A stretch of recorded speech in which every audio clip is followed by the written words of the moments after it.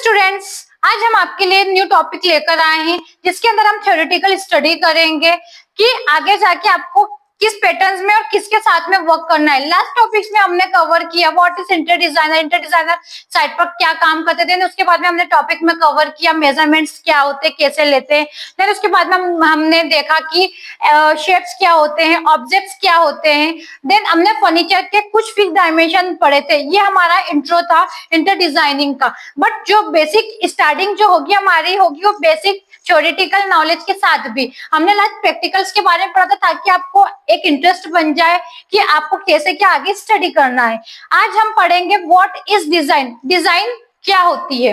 तो डिजाइन्स क्या होते हैं? डिजाइन काफी सारे shapes, patterns, line and points, texture को मिलकर जो एक ऑब्जेक्ट क्रिएट होता है वो होता है डिजाइन। डिजाइन अपने आप में एक रिप्रेजेंटेटिव ऑब्जेक्ट होता है जिसके थ्रू आपको पता चलता है कि वो क्या डिजाइन कंप्लीट बना हुआ है। तो उसमें जो सबसे ज्यादा इंपॉर्टेंट पॉइंट होता है वो होता है एलिमेंट्स ऑफ डिजाइन, जिसके बारे में अभी मैंने आपसे कहा है। तो हमने पहले व्हाट इज डिजाइन क्लियर किया है, अब हम देखेंगे एलिमेंट्स ऑफ डिजाइन। फर्स्ट क्या होता है एलिमेंट? सबसे पहले इंपॉर्टेंट एलिमेंट है पॉइंट।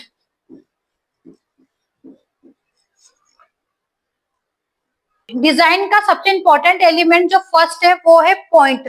किसी भी पॉइंट को देख के आपको क्या फील होता है? किसी भी एक ब्लैंक ऑब्जेक्ट पे अगर हम एक पॉइंट ड्रॉ करते हैं तो वो आपको अपनी तरफ अट्रैक्ट करता है, आपका पूरा ध्यान केंद्रित करता है वो अपने ऊपर। तो पॉइंट एक ऐसा ऑब्जेक्ट है जिसको आपको देखकर एक अट्रैक्शन फील होता है, बोला जाए अगर हिंदी में लोकली तो वो आपका ध्यान केंद्रित करता है पॉइंट, जो कि डिजाइन का बहुत ज्यादा इंपॉर्टेंट एलिमेंट होता है।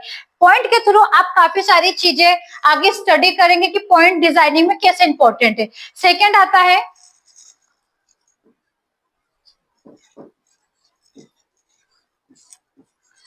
लाइन। लाइन क्या शो करता है डिजाइन के अंदर?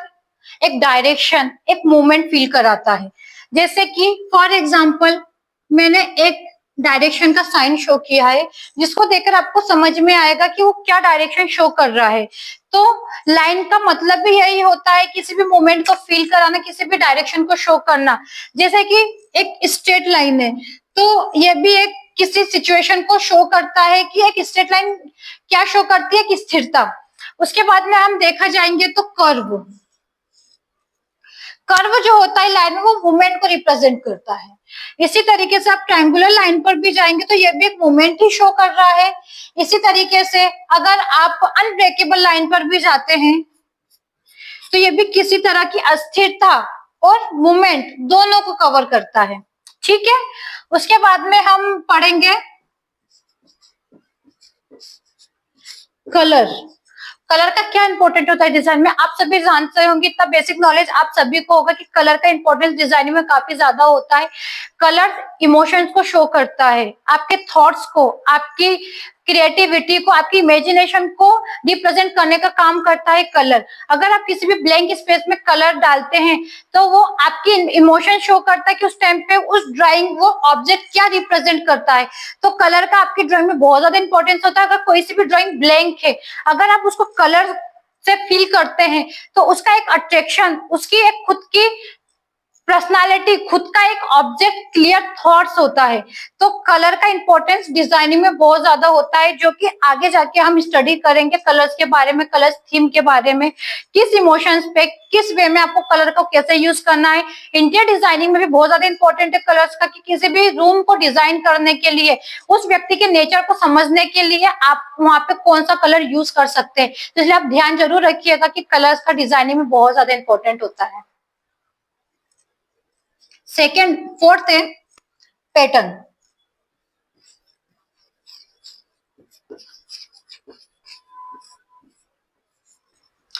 पैटर्न, पैटर्न क्या होता है? एक विजुअल इंटरेस्ट क्रिएट करता है, किसी भी चीज को देखने का एक नजरिया बदलता है पैटर्न।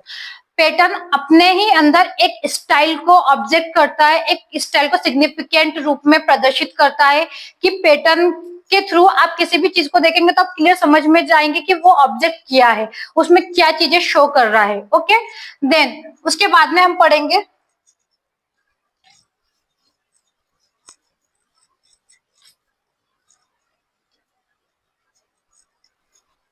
फिफ्थ हम पढ़ेंगे texture. What is texture?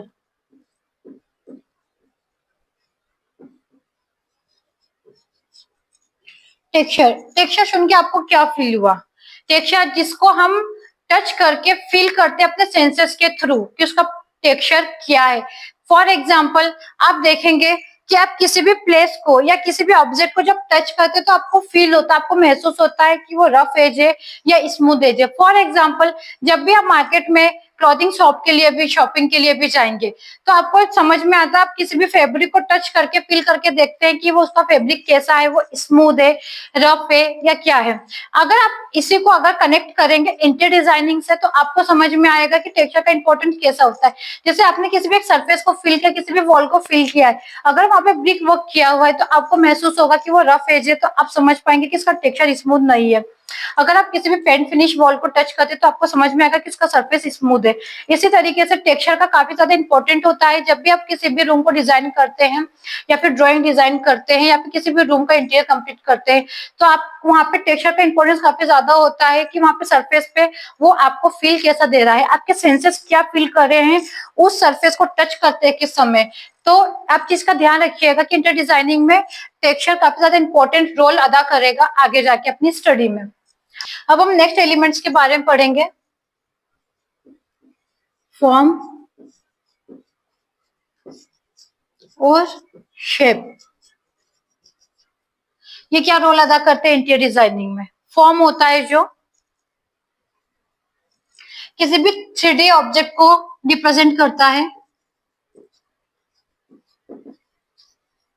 Shape 2D object के लिए रिप्रेजेंटेटिव होता है।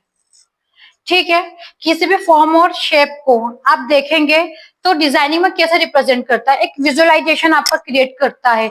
आपको समझ में आता है किसी फॉर्म को देखकर, किसी भी शेप को देखकर कि वो ऑब्जेक्ट क्या है, काइंड ऑफ वो ऑब्जेक्ट सॉलिड है या सिंगल वे में है या 3D ऑब्जेक्ट है, तो आपको पता चलेगा कि फॉर्म और शेप क्या होते हैं। जैसे मैंने आपको फर्नीचर के बारे में बताया है, हमने स्टडी करा था लास्ट टॉपिक में बेड के बारे में, साइड टेबल्स के बारे में और वार्डरोब के बारे में, तो वो भी पार्ट ऑफ फॉर्म और शेप ही है जो कि अपनी एक आइडेंटिटी रिप्रेजेंट करते हैं।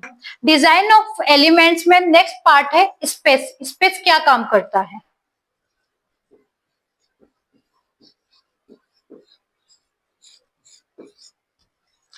किसी भी डिजाइन में एलिमेंट को क्रिएट करने का काम क्या करता है? स्पेस। स्पेस किसी भी डिजाइन को क्लीन दिखाने का वर्क करता है।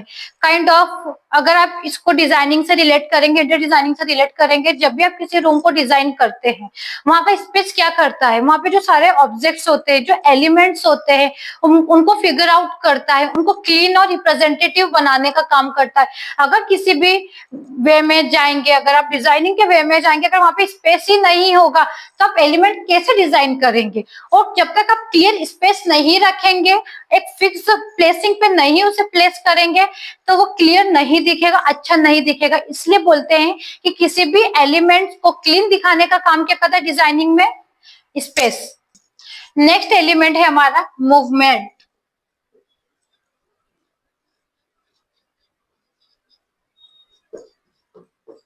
What is movement?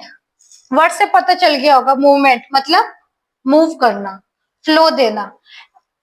मूवमेंट क्या करता है? किसी भी डिजाइन को एक काइनेटिक वे में मूव कराने का काम करता है मूवमेंट। जैसे कोई सा भी डिजाइन हो गया है तो डिजाइनिंग में मूवमेंट क्या होगा? आप बोलोगे कोई सी डिजाइन चलेगी थोड़ी ना, चलती है, विजुअलाइजेशन में तो चलती है ना।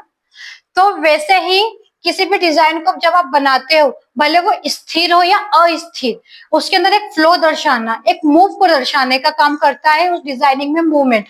काइंड ऑफ अब देखा जाए, जैसे मैंने आपको लास्ट बताया था, एक लाइन बताई थी मैंने आपको, कर्व लाइन बताई थी, जैसे कि ये कर्व लाइन शो की है, ये कर्व लाइन भी मूवमेंट शो कर रहा है उस डिजाइन के अंदर। एक बहाव, किसी भी अस्थिरता को स्थिरता में रिप्रेजेंट करने का काम क्या करता है?